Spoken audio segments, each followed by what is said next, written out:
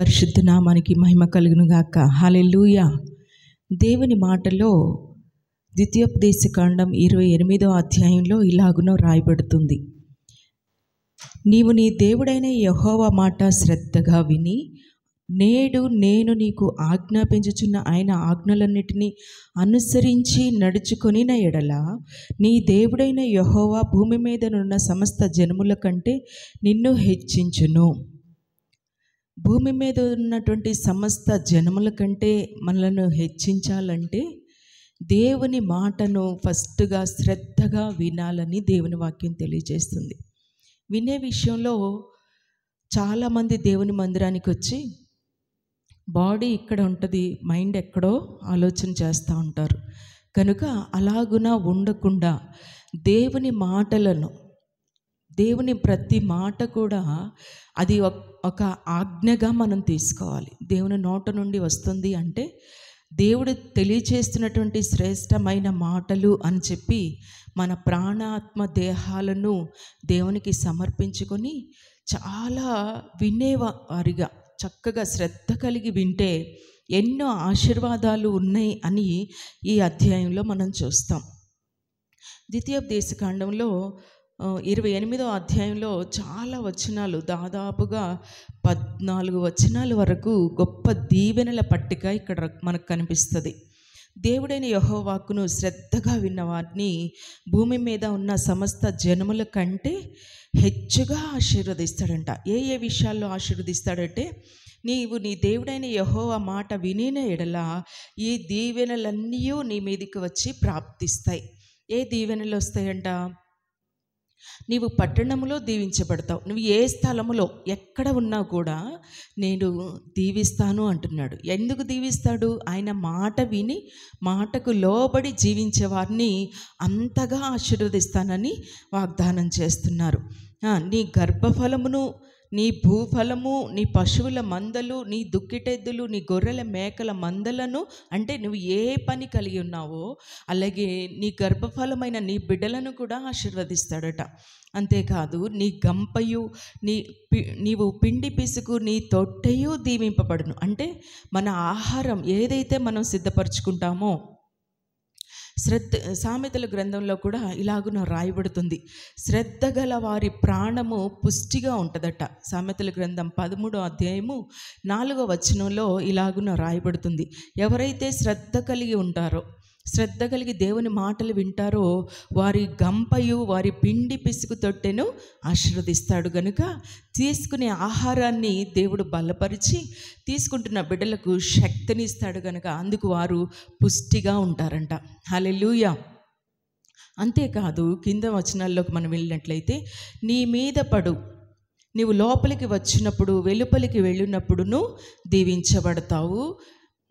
నీ మీద పడు నీ శత్రువులను యెహోవా నీ ఎదుట హతమగునట్లుగా చేయును.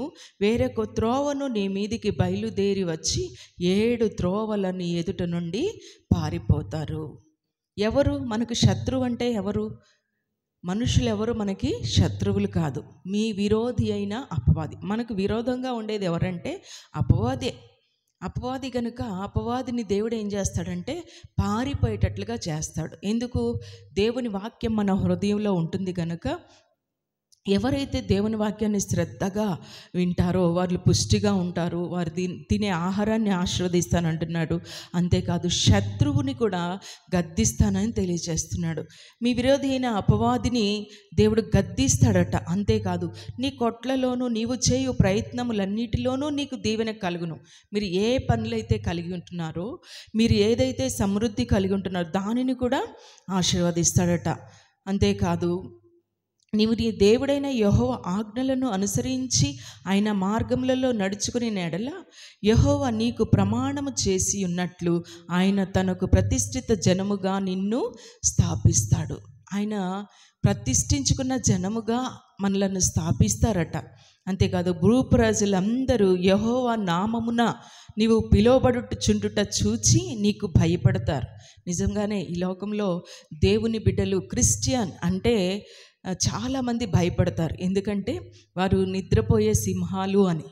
కదా. నిజంగా దేవుని బిడ్డలంటే ఈ లోక ప్రజలకు భయమేనట. అందుకే అంటున్నాడు, భూప్రజలందరూ యెహోవా నామమున పిలువబడుచుండుట చూచి నీకు భయపడతారు. మరియు యెహోవా నీకిచ్చేదనని నీ పితరులతో ప్రమాణం చేసిన దేశమున యెహోవా నీ గర్భఫలం విషయంలోను, నీ పశువుల విషయంలోను, నీ నేల పంట విషయంలోను నీకు సమృద్ధిగా మేలు కలుగ చేస్తాడు. ప్రతి విషయంలో సమృద్ధి అయిన మేలు చేస్తాడట. ఎప్పుడు దేవుని మాటలను మనం శ్రద్ధగా వింటున్నప్పుడు. నిజంగా ఆయన సన్నిధిలో సంపూర్ణ సంతోషం ఉంది. ఆయన సన్నిధిలో మేలు ఉన్నాయి గనక సమృద్ధి అయిన మేలుతో నింపబడతామని. యెహోవా నీ దేశము మీద వర్షము దాన్ని కాలమందు కురిపించుటకు, నీవు చేయు కార్యమంతటిని ఆశీర్వదించుటకును ఆకాశమును తన మంచి ధననిధిని తెరుస్తాడు. మనం చేసే ప్రతి దాని మీద తన కాలమందు, అకాల వర్షాలు కాకుండా సకాలంలో సమయానికి కావలసినంత వర్షాన్ని కురిపించి ఆశీర్వాదపు జల్లుల చేత నీవు చేసే కార్యమంతటినీ ఆశీర్వదిస్తాడట. ఆశీర్వదించడానికి తన ఆకాశం అనే తన మంచి ధననిధిని తెరిచి ప్రతి వారి అవసరతలు తీర్చే దేవుడుగా ఉంటున్నాడు. అంతేకాదు, నీవు అనేకులకు అప్పిచ్చేదవు కానీ అప్పు చేయవు అని దేవుని వాక్యం రాయబడుతుంది. దేవుని సన్నిధిలో ఎవరైతే శ్రద్ధగా దేవునిని అనుసరించి నడుచుకుంటారో వారు అప్పు కూడా చేయరు, కానీ అనేకులకు అప్పిచ్చేవారిగా చేస్తానంటున్నాడు. అందుకే నేడు నేను మీకు ఆజ్ఞాపించు మాటలన్నిటిలో దేని విషయంలోనూ కుడికి కానీ ఎడమకు కానీ తొలగి అన్యుల దేవతలను అనుసరింపకయు వాటిని పూజింపకయు ఉన్న ఎడల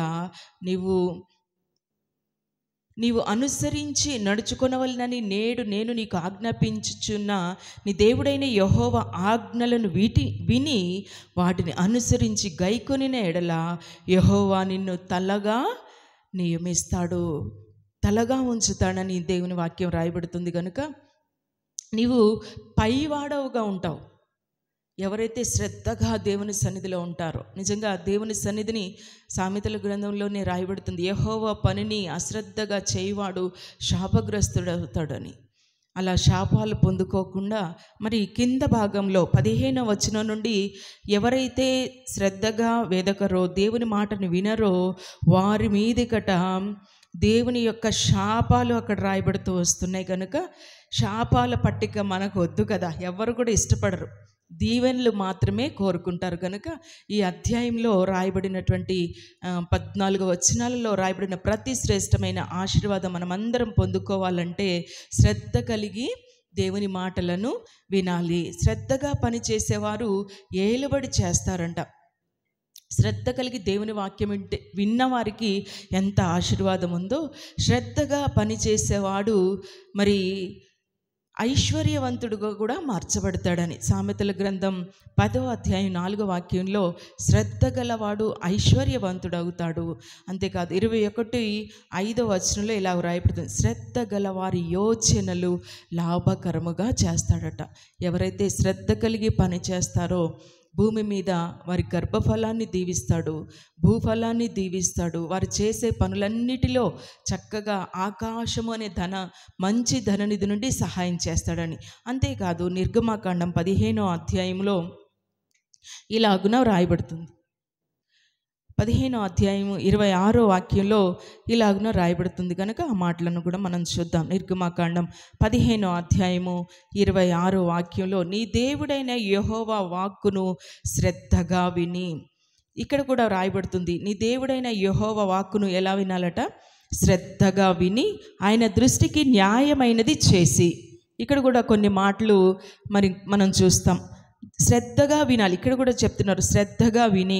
రెండవది ఏంటంటే ఆయన దృష్టికి న్యాయమైనవి చేసి, ఆయన ఆజ్ఞలకు విధేయులై ఆయన కట్టడలన్నిటినీ అనుసరించి నడిచిన ఎడల, అనుసరించాలి, వాటి ప్రకారంగా నడుచుకోవాలి. నడుచుకుని ఎడల నేను ఐగుప్తులకు కలుగు చేసిన రోగములలో ఏదియు నీకు రానియను. ఎంత చక్కటి వాగ్దానం చేస్తున్నారు. దేవుని మాటలు వినడం ద్వారా రోగాలు కూడా, ఐగుప్తులో ఎన్నో భయంకరమైనటువంటి రోగాలు అనుమతించాడు ప్రభువే. వాటన్నిటిలో నుండి, లోకంలో ఉన్నటువంటి ఏ రోగములు మీకు రానియను. ఒకవేళ లోకంలో మనం జీవిస్తున్నాం గనక ఏ సమయంలోనైనా బలహీన పడితే అంటున్నాడు, నిన్ను స్వస్థపరచు యెహోవాను నేనే అని వాగ్దానం చేస్తున్నాడు. వాగ్దానం చేసిన దేవుడు నమ్మదగిన వాడు కనుక వాగ్దానాన్ని మన జీవితంలో నెరవేర్చినట్లుగా దేవుని సన్నిధిలో దేవుని వాక్యాన్ని శ్రద్ధగా విందాం. శ్రద్ధగా విన్న వారికి ఇచ్చే ప్రతి ఆశీర్వాదం మనమందరము యేసు నామములో పొందుకొందుముగాక. ఆమేన్. హల్లెలూయా.